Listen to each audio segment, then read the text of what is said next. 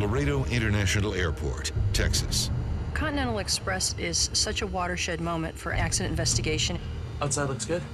Okay, I've done the cockpit scans. We're set for the before start checklist. Continental Express Flight 2574. It happened extremely fast. I mean, the force was so violent, the plane was unflyable. Oh my God, look.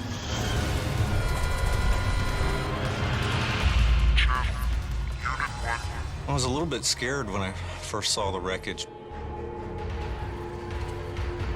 I told him that I thought it was a bomb went off. Kaboom! The wreckage will tell a chilling story. If they had strictly followed those procedures, this accident should not have happened. Of good intentions gone terribly wrong. Ladies and gentlemen, we are starting our approach. We lost both engines. The mask over your nose. Emergency descent.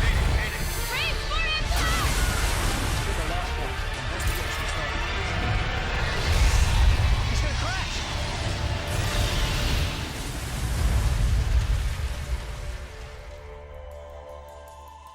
Handling 2574. They're going to bring everybody in on 26 or 27. Okie dokie.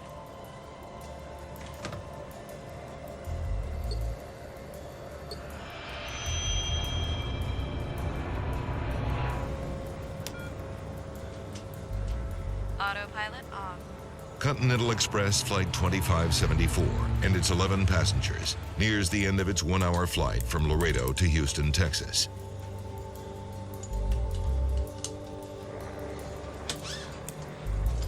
It's the second flight of the day for this crew. They have already flown from Houston to Laredo. Now they're on their way back. 15,000 feet below, it's a warm, late summer morning on the farms and cattle ranches of southern Texas. Captured on the right. The pilots prepare the Embraer 120 Brasilia for another routine landing. Captain Brad Patridge is just 29 years old. 43-year-old First Officer Clint Radosevich is very close to becoming a captain himself.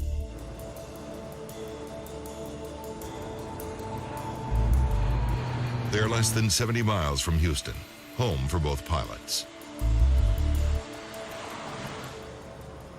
Pushing this descent, making like the space shuttle.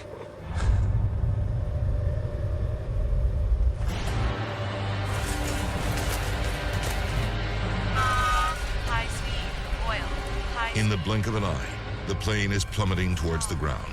It drops 2,000 feet in just a few seconds.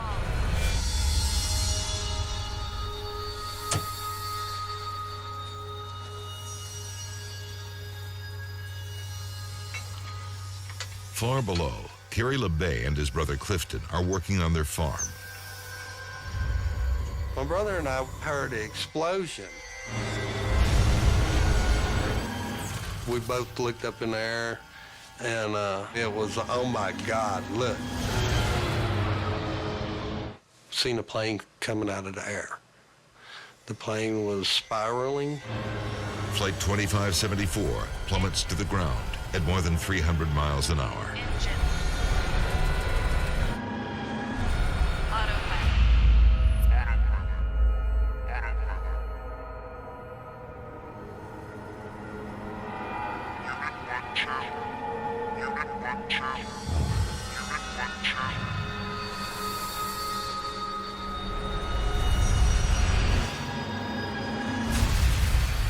When it hit the ground, there was a massive explosion. My brother said, let's go. And I said, man, I really don't think there's anything I want to see there.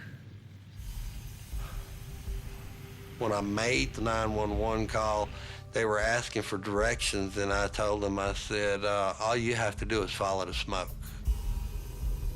What we see on the ground is not recognizable in any shape, form, or fashion as having been an airplane. Firefighters find the smoldering wreckage of the aircraft in the middle of a farmer's field near Eagle Lake, Texas, just 68 miles west of Houston.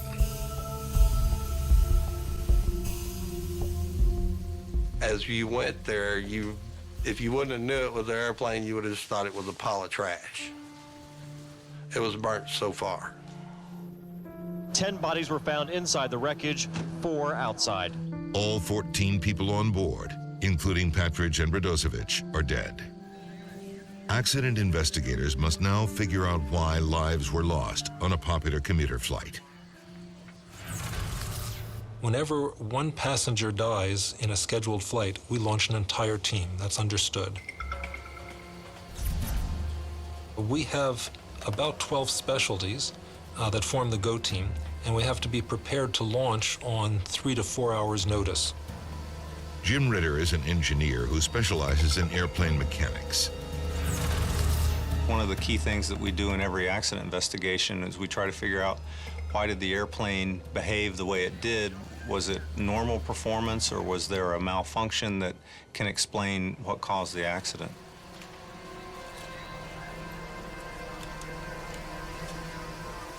I was a little bit scared when I first saw the wreckage. The airplane was destroyed, and there wasn't a lot to go on. Deepak Joshi is an expert in the structure of the aircraft itself. I went straight to the main wreckage where I found most of the airplane. My first order of business was to locate the 4 corners of the airplane.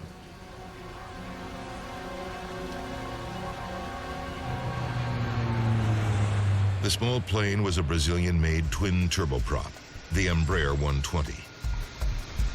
Its size and speed have made it popular with regional airlines in the U.S. The Continental Express Fleet includes 34 of the aircraft.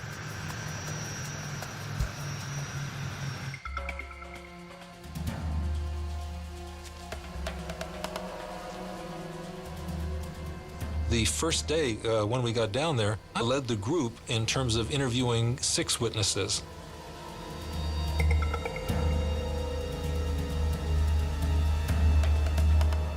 And one of them reported that the airplane appeared to be in a routine descent to the airport, and as he watched it, he saw that there was an explosion. There was an explosion. I told him that I thought it was a Bomb went off, and it was spiraling as it went down. When it hit the ground, there was a secondary explosion. And kaboom!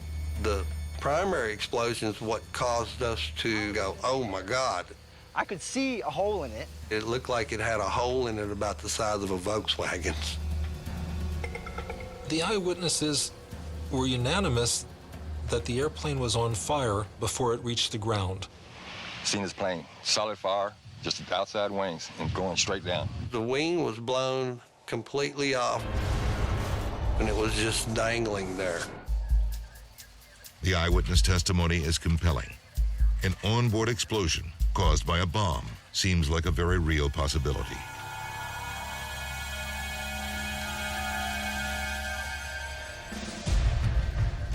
Agents from the Federal Bureau of Investigation are quickly on the scene looking for evidence of foul play. The FAA said that they believed that there had been a mid-air explosion and it went off the screen very rapidly.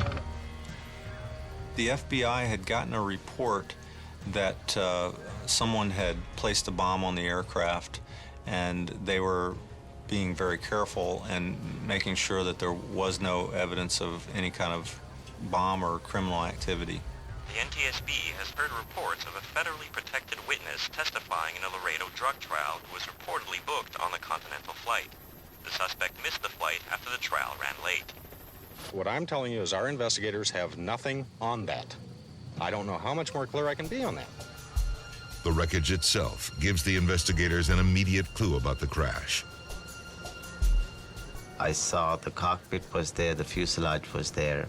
The left wing had folded under the right wing, and a portion of the vertical stabilizer was there. But the horizontal stabilizer was missing. The Embraer 120 is what's called a T-tail airplane. The horizontal stabilizer sits on top of the vertical stabilizer. And then I wondered, where could it be?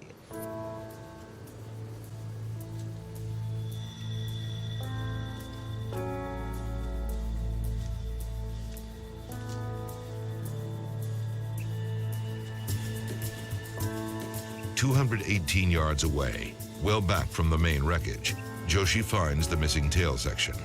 Can someone help me get a bearing on this? That made me believe that there is definitely an in-flight breakup of an airplane. All right. A lot of the various pieces were scattered around, so one of the key questions that we kept asking ourselves was, what happened first? What initiated this event?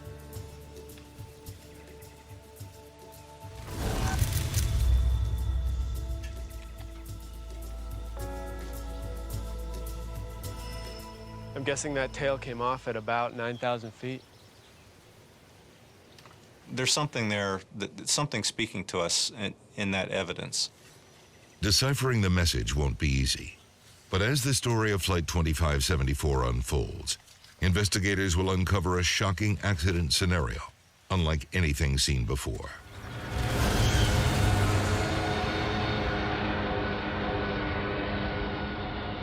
All 14 people aboard were killed, among them the pilot, Captain Brad Patridge of Kingwood. NTSB investigators recover the black boxes from the rear fuselage of Continental Express Flight 2574. The recorders are pivotal in our work. It's really what gives us a window into what happened. If we didn't have the flight data recorder, or we don't have the cockpit voice recorder, we don't have a lot of information to go on. The black boxes will be rushed to Washington for analysis. Investigators focus next on the plane's severed tail. There is a missing piece of the puzzle, and it does not reach the main wreckage. That's where the focus tends to go. From its position 218 yards back from the rest of the wreckage, investigators can tell it was one of the first parts to come off the plane.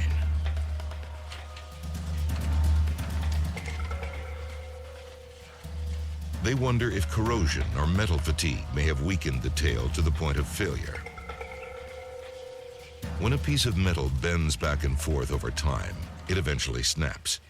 Called fatigue, that failure is identified by a smooth, clean break. We started to look at the fracture surfaces of the vertical stabilizer. But the edges of the tail section aren't smooth. They're jagged. In this particular accident, we did not see any brown color rust. No corrosion, no fatigue. The fracture surfaces clearly indicate that the tail was ripped off suddenly. In Washington, NTSB technicians open the black boxes. The cockpit voice recorder is our single most important piece of evidence. It records everything that's said, all sounds in the cockpit for the last half hour before impact. You can hear cockpit sounds that can be very helpful. So you can hear what the engines are doing, you can hear a whole bunch of things. We do analysis on that. But no voice recorder comes with a guarantee. It's a complicated piece of electronics hooked up to several microphones. After slamming into the ground at more than 300 miles an hour, there's a chance the recording may be damaged or lost. In Texas, the FBI field unit finishes testing remnants of the plane for any residue from explosives. I think a bomb went off. The results are conclusive. There was no bomb on board Flight 2574. It became pretty obvious that we had a structural reason for the accident and not really a bomb or any kind of criminal event. The fire and a mid-air explosion reported by witnesses were likely caused when the wing broke off, igniting the fuel inside. Investigators discover that the tail section did not fall off in one piece. I noticed that the leading edge on the left side horizontal stabilizer was missing. This is very unusual. Maybe a small section of the leading edge would be missing, but not the whole complete 10-foot section. The leading edge on the right side is still attached to the stabilizer, but the one on the left is missing entirely. So, when did this piece break off? A key question there is, what was the first part that came off of the airplane? Because a lot of times, the initiating event is going to be found in those early parts that break from the airplane in an in-flight breakup. It's now vitally important for investigators to find the missing leading edge. It's a piece of molded composite material, 3 yards long. Its rounded shape allows air to pass smoothly over the stabilizer. But the missing piece can't be found anywhere near the crash site. We really needed it, and there was a growing frustration because we thought this part was critical. Without it, they don't have all the pieces of the aircraft. More importantly, they're missing the piece that most likely came off first. That piece of evidence was very, very important for this investigation. And we made our best effort to find this leading edge. The FAA asked us to assist in the search. We walked our property. I knew every bit of that property.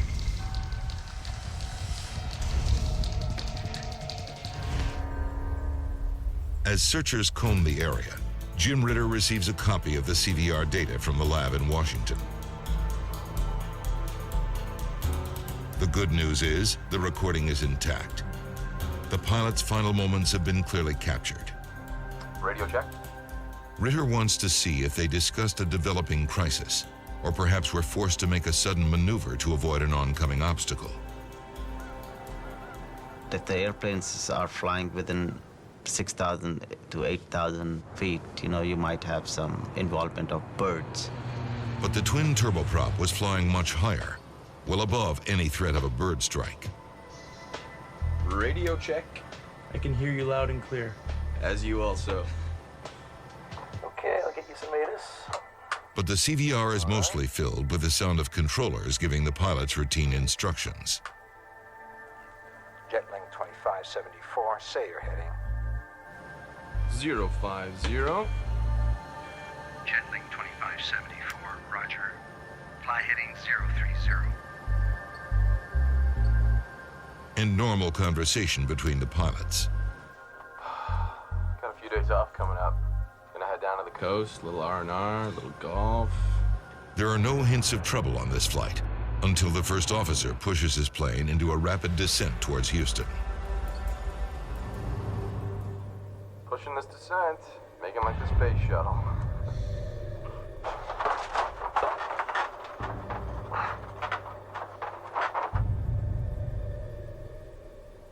Well, the CVR showed us that the flight crew was totally professional. I mean, they were not doing anything that they shouldn't have been doing.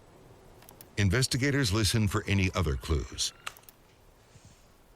The sounds of objects being upset in the cockpit.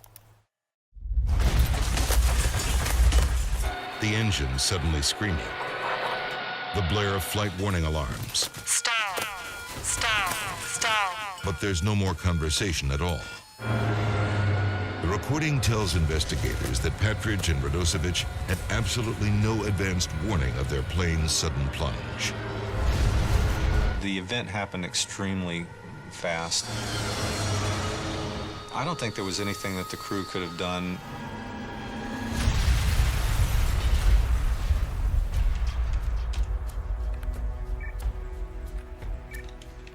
An analysis of the flight data recorder comes to the same conclusion. We didn't see anything unusual about the accident flight until the very instant that we had the pitch down.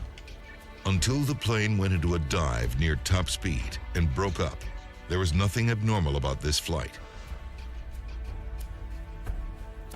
The cause of the crash remains a mystery. Finding the one missing piece of the tail is now more important than ever.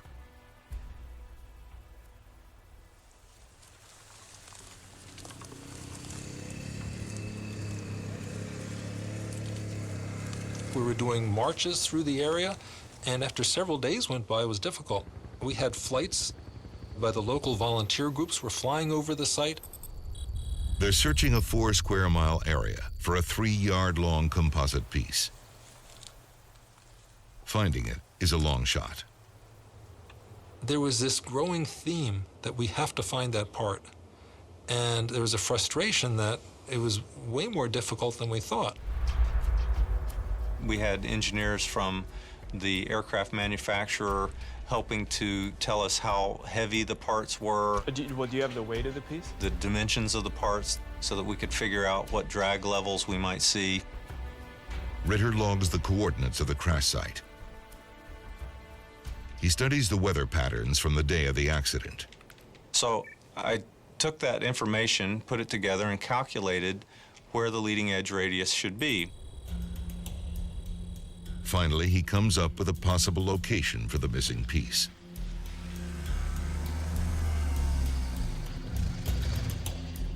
I think it's somewhere in here. Over the next couple of days, we went to that area and we laid out a grid to search for it.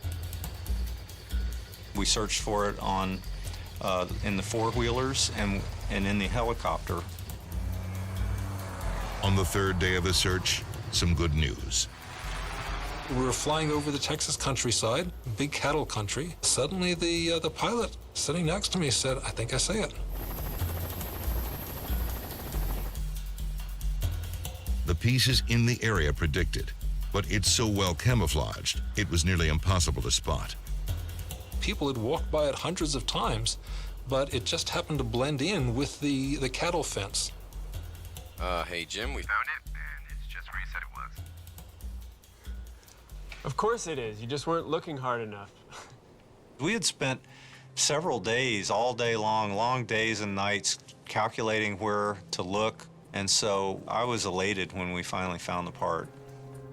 Now that the leading edge has been found, investigators believe they finally have all the pieces of the plane.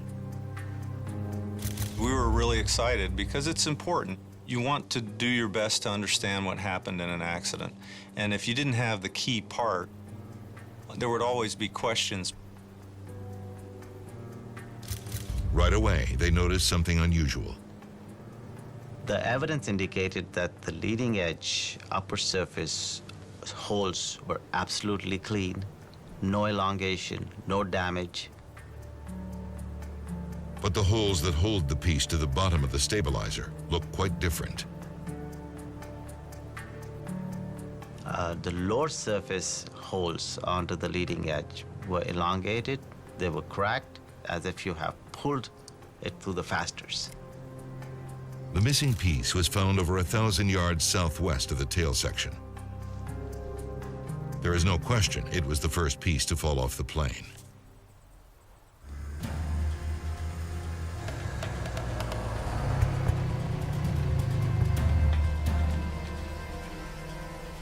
See, look here, look here. Absolutely perfect on top, but destroyed at the bottom. The fact that the screw holes on the top of the leading edge aren't damaged presents a frightening prospect. It looked like there was no screws attached onto the top surface of the horizontal stabilizer leading edge. The discovery presents the team with 2 important questions. Why were the screws missing? And could losing this actually cause the plane to crash? the leading edge improves the aerodynamics of the plane. But it's not a moving part that controls direction. It's hard to see how losing it would cause the plane to plummet from the sky. At that time, I was kind of surprised that losing a composite leading edge would actually cause such a severe impact. Now that all the pieces of the plane have been found, the investigation moves to NTSB headquarters in Washington, D.C. Well, we're just trying to put all the pieces of the puzzle together and try to make sure that we understood what the motion of the airplane was after the leading edge radius broke off. The horizontal stabilizer is like an upside-down wing. It pushes the tail down while the wings lift it up. Reducing the force on the stabilizer lifts the tail and makes the flight unstable. There were still questions about maybe it would still be controllable, and so we did an engineering simulation to try to see if maybe there was a way that the airplane could still fly after it lost the leading edge. But we found that it really was not a controllable situation. After the leading edge radius broke off of the airplane, it was a negative 5G pitch over. Once the angle of attack exceeded the negative limits, it actually broke the wing apart. So it was not a survivable event.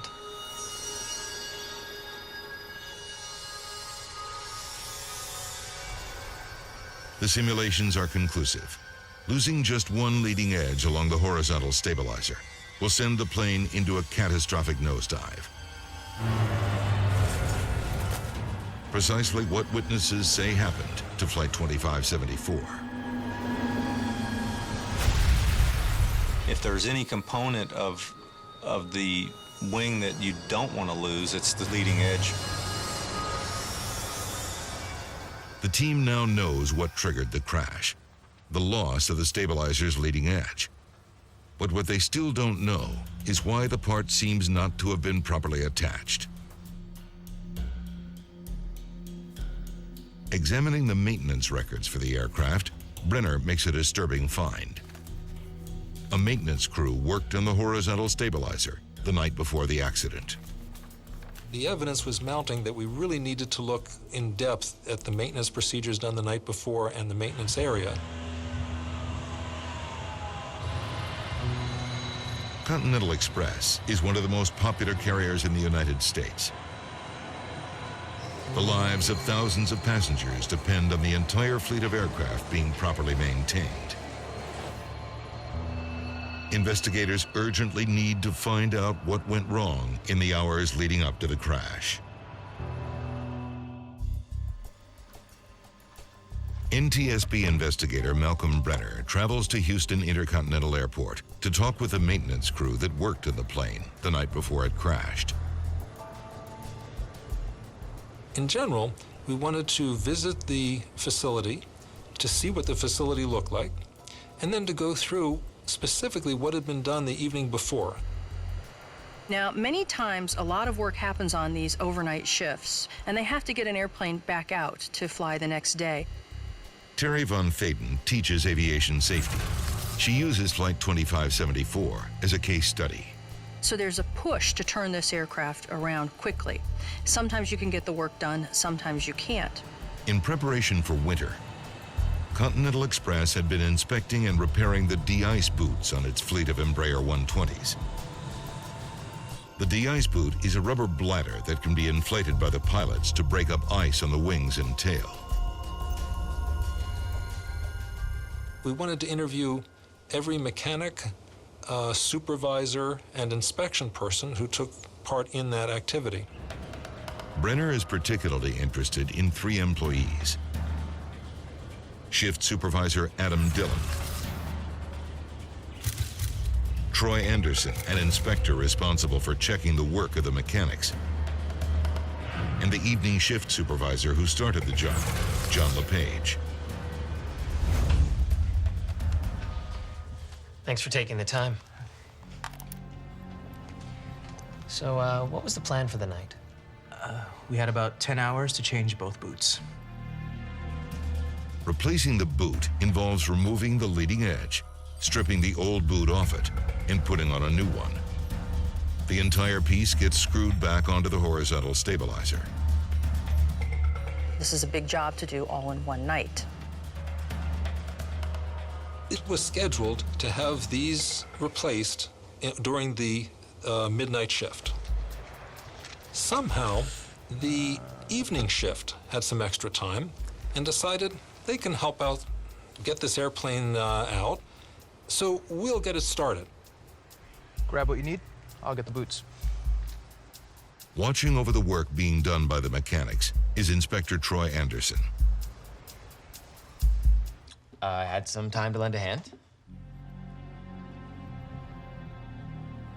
We went up to the stabilizer to start the job.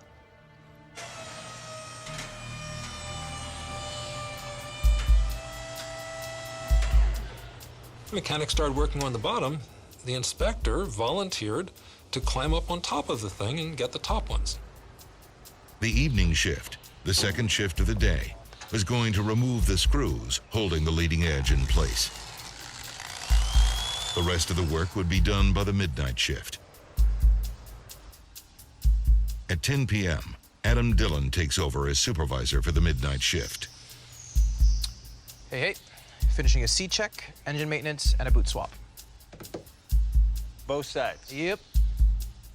Shift change is such a crucial time because we're taking work that's halfway done, and we have to be very, very specific about what's been done and what the other people are taking over. When I came onto my shift, I asked how far they got on the de-ice boots. The mechanics find that many of the screws are stripped. Getting them out takes longer than expected. I found out they were still trying to remove the leading edge on the right side, and it was looking like they weren't going to get both sides done. Then a crucial decision is made. You started on the left side yet? No. The crew that started work on the de-ice boots went home at 10:30. There's no way we were going to get both sides done, so I decided to just do the right side that night. Investigators learned that the supervisor of the midnight shift decided there wasn't enough time to do both sides. Guys, forget the left side for tonight, and let's get this plane out of here. So the guys, they spent most of their shift replacing the right side boot. A few hours later, mechanics finished changing the de-ice boot and reinstalled the right side leading edge. So your mechanics didn't do any work at all on the left side? No, we didn't touch it.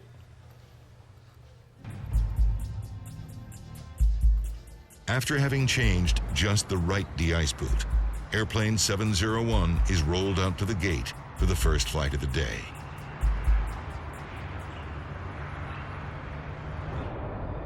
Three hours later, the left leading edge rips off the tail, causing the aircraft to plummet almost 12,000 feet to the ground.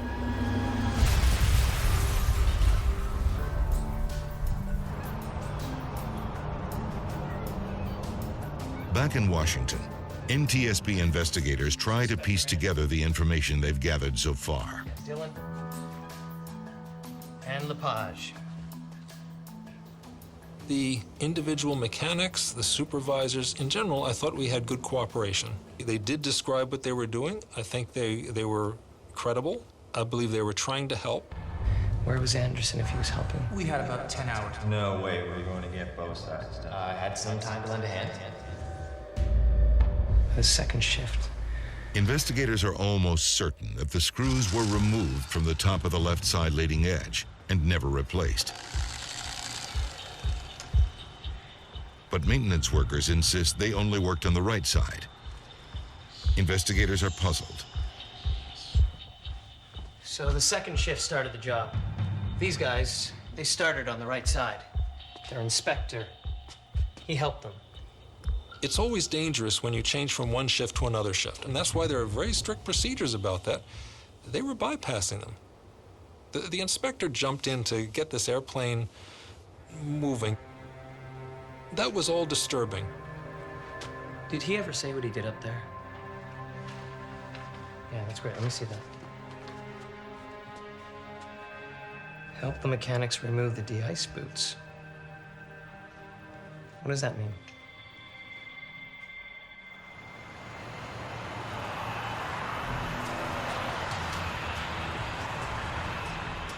Malcolm Brenner returns to Houston to try to determine precisely what work Inspector Anderson performed on the doomed plane.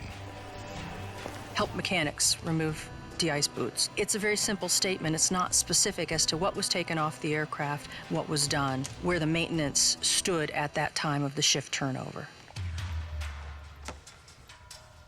Help the mechanics remove the de-ice boots. What did you do? Well, it wasn't that busy, so I offered to help the guys. The inspector went up on the man lift and started helping the mechanics. That's not his job. He said he wasn't too busy and they needed help. They're going to turn this around. It wasn't his role. It wasn't a good idea.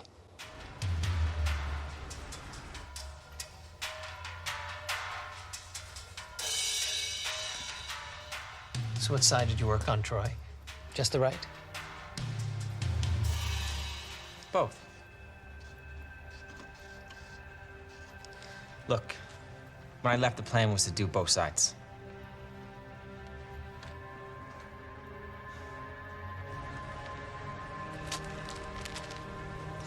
For me, the most disturbing was the inspector. He was up there and he was the one who actually took the screws off. Part of the philosophy of maintenance is that you have one group that does the work, and then you have another group, the best of the best, the cream of the cream, who are then inspecting the work, and their function is to sign off and make sure that this work is being done properly.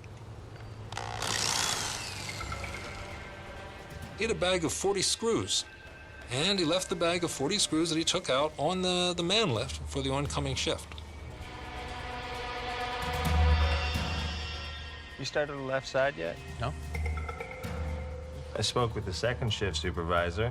We decided to skip the left side.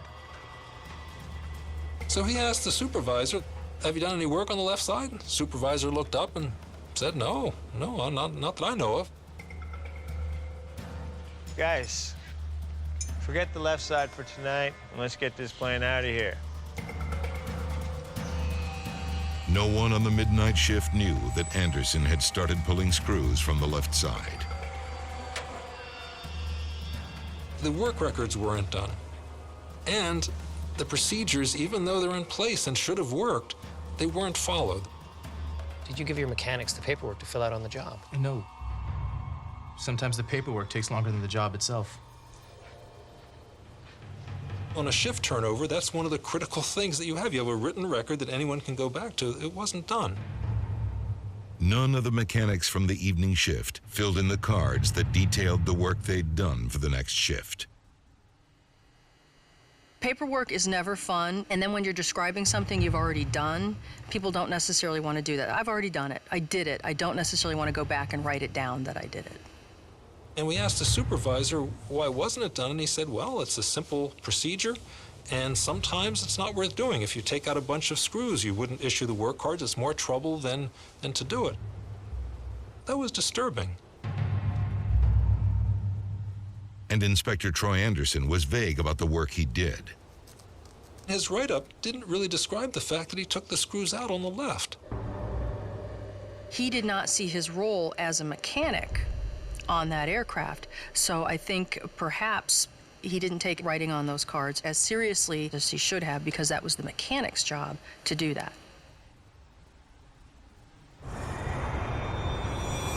A failure in routine maintenance caused the crash of Flight 2574. But there is still one lingering question. Captured on the right. The plane flew nearly 500 miles before the leading edge tore off. It is pretty amazing that the horizontal tail stayed intact for that first flight. The deadly failure came near the end of the crew's second flight that day. Pushing this descent, making like the space shuttle. Why didn't it happen sooner?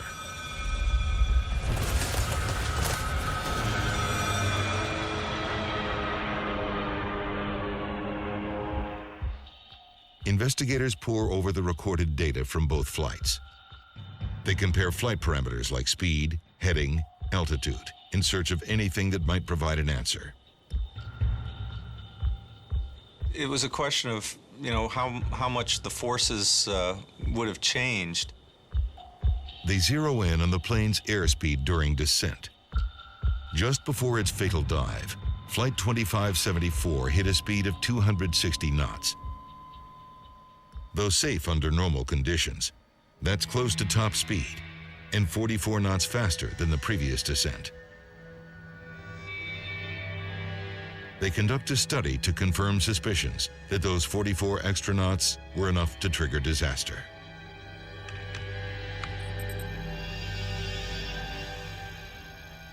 the leading edge stays on at 216 knots, the plane's maximum speed during the first flight.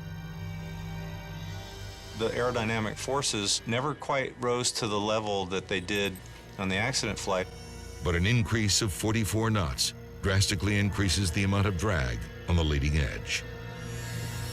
Once the plane got up near its maximum speed, it had this failure waiting to happen.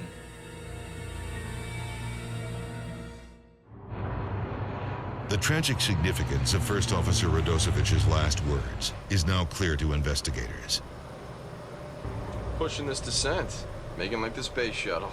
His high-speed descent sealed the fate of Flight 2574.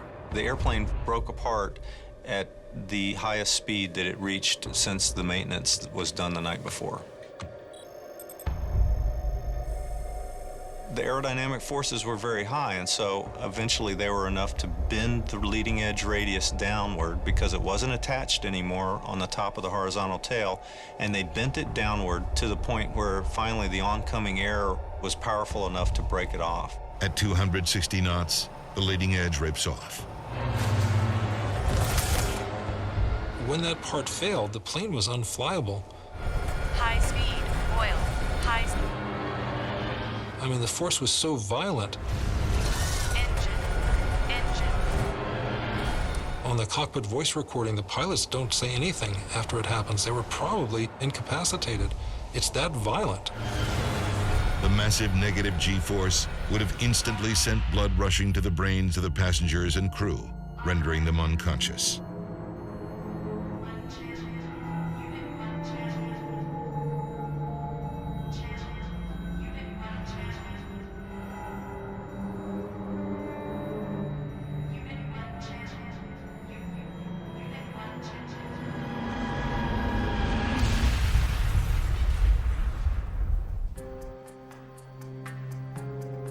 The NTSB blames the accident on the failure to reinsert all the screws holding the left leading edge to the tail. My heart reached out to the people that had worked on the airplane because I knew this was a human error. And whoever had been involved in that maintenance, I'm sure, was going to feel very badly about the situation. The safety board also takes the unprecedented step of faulting Continental Express for not making sure all maintenance procedures were followed. In particular, the failure to ensure the mechanics and inspectors completed the proper paperwork. Sometimes the paperwork takes longer than the job itself. This was a preventable accident. If they had strictly followed those procedures, this accident should not have happened. The Continental Express accident is such a watershed moment for accidents and accident investigation in particular because it's one of the first times that the culture of the organization was mentioned in an accident investigation. Never before has the NTSB cited an airline's senior management for allowing a climate where rules get bent. Leadership needs to understand their accountability in these accidents and have more commitment towards the people on the line so that they can do their jobs properly and effectively. As a result of the crash, airlines now put much greater emphasis on making sure all safety procedures are followed. They use computerized systems to more precisely track mechanics' work. But better technology is only part of the solution. One of the things we try and get people on the front line to do is talk. We try and encourage them to speak up, that there are no stupid questions. Every question is important. This is a case where small deviations by many people, where cutting corners in small ways that appear small to each person can accumulate to cause this horrible accident. Horrible and preventable accident.